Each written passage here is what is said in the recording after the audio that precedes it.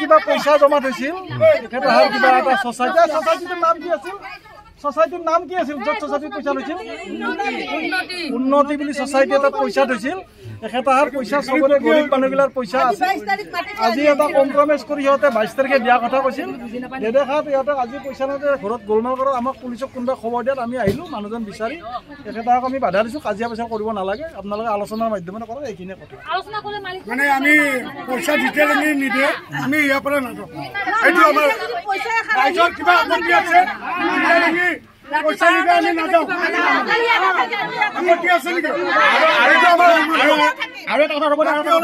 তেওঁলোকে 2 মাহ টাইম লৈছিলে 2 মাহ টাইম লৈ আজিলৈকে পইচা 2 মাহ কাম কৰিছোঁ কিন্তু আজিলৈকে কি হেৰি ক'ত আমাক